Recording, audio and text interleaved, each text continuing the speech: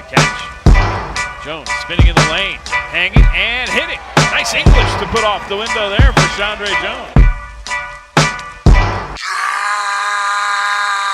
Pull up in motorcades, I got a show today. It's all I'm trying to do, hustle and motivate. Choppers a throwaway, hustle the overweight.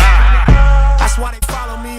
Episode 3 of Know Your Spiders. I'm here with the 10th all-time leading scorer in Richmond history with about 1,608 points. Shawndre Jones, the Northern Arizona Suns. What's going on, Shawndre? How you doing? I'm good. How about you? Pretty good. So you're back on campus this weekend. Pig roast tomorrow. Right. How special is it to be back here? Spend some time. It's great. Pig roast is always a time where all the alumni spiders and like the current spiders get to fellowship and hang out a little bit. So it's great. It's great to be back. So after your 4 years here, now you're back in the States, but you got to go spend a year in Greece. How'd that come about? How'd you end up playing for, was it Aries Trikala? Pronouncing that right? Yep. So when I finished college, got an agent. My agent shopped me around to a few different countries, a few different teams, and that was just a great team. It was a good team and a great league. Mm-hmm. So it was A1 Greece Division League. So when the opportunity came, I just jumped on it. Mm. How much of a culture shock was it to play there? I'm sure that, there were language barriers, different foods. Yeah, the language wasn't as much as a problem as I thought it was going to be, actually, because they spoke English pretty well. So they spoke pretty good English, but the food was a lot different. So here you get kind of spoiled. There's a lot of different types of food. You can eat Chinese food, you can eat soul food, you can eat all type of food. There, it's mostly chicken gyros, like every day. So that was different for me. Make you miss D-Hall at all? D-Hall, first year out, I missed D-Hall so much. And Tyler's, just swiping the card, having to pay for every meal. Passport. It's great. Missed it. Yeah. So the European game is a little bit different from here. Can you talk about some of the different play styles over there? It's physical over there. Mm-hmm. Guys are really fouling a lot, illegal screens. Mm-hmm. There's a lot of little small things. Little small things that the pros do over there that's different from the college game. Can you teach me a little bit of Greek?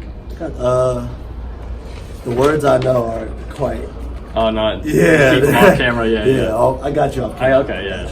So, when you signed over there, was the plan always I'm going to Europe, play a year, then try to get back to the G League, try to get to the pros? Or was it, I'm going to go here for a year, and then we'll just see at the end of the season where things take me? Yeah, so professionally overseas is difficult. So I kind of played it by ear. So I kind of went over there, played pretty well, got pretty good numbers, learned a lot over there, and then the opportunity came for me to play in the G League this year, and I was like, hey, why not? Let's see where I stack up against all these guys who are up and down from the league, and I did pretty well. So there's been a lot of talk, about we saw after Zion, he broke his shoe. Everyone's saying skip college. You've played college ball here, you've played overseas, and now you've also played in the G League. Right. And there's been some talk about guys coming out of high school now where they're saying maybe they should go play a year in the G League out of high school and then go to the draft. Maybe, we saw Brandon Jennings years ago, went to high school, and then he just went to a year in Europe. Do you think, as a guy who's played in all three of those leagues, that we could start to see some more high schoolers kind of taking that route? I can see that route becoming more popular, but it's going to be a lot tougher than they think. Mm-hmm. The G League is full of hungry guys who are trying to feed their families. Mm-hmm. So, coming out of high school, you don't have that same mentality as a guy who's 26, who's making a G League salary but trying to get an NBA contract to feed his kid or something like that. So I can see guys doing it, and I can see it become more popular, but it's going to be a lot tougher than people think. So you talked about that hunger that the G League guys have. So, the culture of, I want to say, the teammate dynamic in college ball is, you're here 4 years, you live with your teammates, you're doing everything with them, and you're all in. Versus, in the G League, obviously you guys are teammates, you're competing, you're trying to win, but everyone's there with the goal of getting to the NBA. Can you talk about the different teammate dynamics in those two? You hit it right on the head.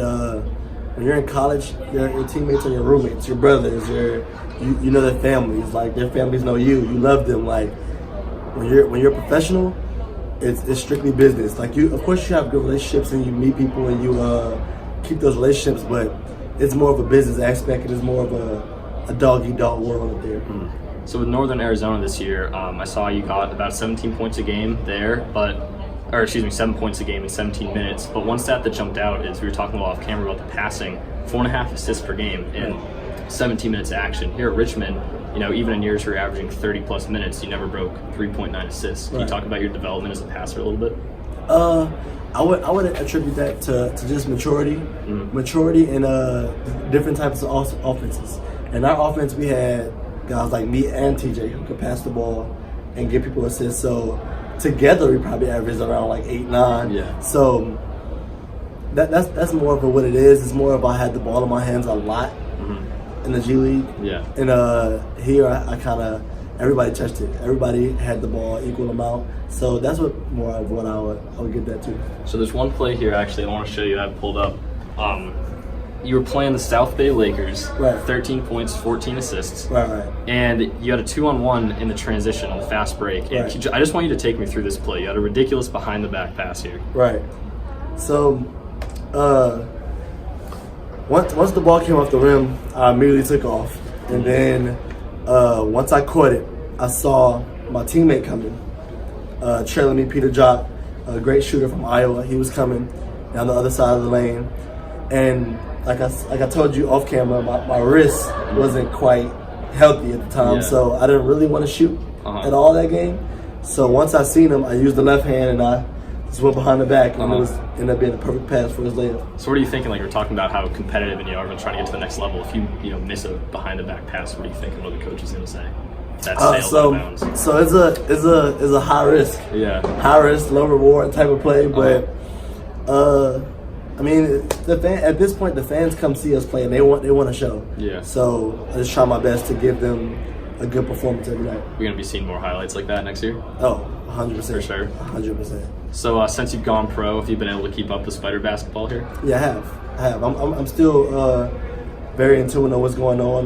Grant Golden is my guy. So Jake, Julius, all those guys are guys that I know personally. So I definitely keep up with it. How do you think they're looking heading into next year? I actually have high hopes. Jake's coming back. Grant's coming back. I'm really excited to see Blake. Yeah. I've been here in the summertime, and I've been here like during the season for practices, and I actually play with the guys a lot. So I know what Blake can bring to the table, and I'm really excited to see how he performs this year. So we talked a little bit earlier. You're from the Houston area. Can I assume you're a Rockets fan? No, so I'm really from Richmond. From Richmond originally. All Yeah. right. So Wizards fan. Actually, Richmond doesn't have a team, so it's just Spiders for me. No, just Spiders. Just Spiders, All right. and whoever wants to sign me. I like that. I like that attitude. Do you think Harden's gonna win the MVP anyways, though? 100%. You think so over Giannis? 100%. If you look at how the season's going, and like they were out of the playoffs when Chris Paul got hurt before he started this magical run, and now they're solidified in the 4th spot. You have to give him. And then it's so hard to do what he's doing. I'll respect your opinion. He travels a lot, but I'll allow it. So, we got the Final Four tomorrow. Right. I want to talk a little March Madness. Who do you have in your bracket at the beginning of the tournament? You want me to be honest with you? I was so busy during the season, I didn't even make a bracket. Oh my gosh. Did not make a bracket. But if you asked me, if you asked me who would have won, I would have won with Houston because I know a lot of guys from growing up on their team. So I don't win with Houston. I had Houston over Kentucky in my bracket. So that kind of killed me. Shout out to Galen Robinson. Who you got coming out of the Final Four of these final teams? Who's in the final? We got Michigan State playing against Texas Tech, and then we have Virginia playing against Auburn. I got Texas Tech. I know one of Texas Tech's coaches. Okay, yeah. Yeah, I played in Greece with one of Texas Tech coaches. Yeah. So. Jared Culver's. Shout out to Texas Tech. Yes, sir. So you got to spend 4 years here in the RVA. I'm finishing up my first year here. Give me your top spots to go out to eat. We're gonna start off with Mama J's. Have you ever been to Croker Spot? I haven't. Croker Spot. What kind of food is it? It's like soul food. Soul food? Yeah, Cajun soul food. I'm up from Boston, so I gotta get that Southern food. Okay, yeah. So those two are my top two. We're gonna throw in some Kabuto's, Japanese steakhouse. What else? Those are Pig and Brew. Pig and Brew. Pig and Brew. Shout out to Lamar. Shout out Buzz and Ned's, my favorite place. Best barbecue here in Richmond. You ever been there? Yeah. That place is pretty good too. Nah, I'm telling you, Pig and Brew. Pig and Brew? Pig and Brew. All right, I'll give it a try. To wrap up, I want to ask you one question. I ask all the guests. We're going to go back to the OG first take on ESPN. Team Stephen A. or Team Skip Bayless? Stephen A. all day. Even with the football takes? Stephen A. Oh my gosh. Stephen A. He just got postures. He just got the bag, dude. You see that? 10 million. Yes, sir. Come on now. Shawndre, Stephen A. appreciate you coming on. Thank you for having me. Enjoy pig roast. Thank you for having me. You enjoy pig roast. Yes, sir. This is your first one? Yes, sir. Yes, sir. Gonna Enjoy pig it. roast. That's episode 3. Know your spiders. We'll be back soon.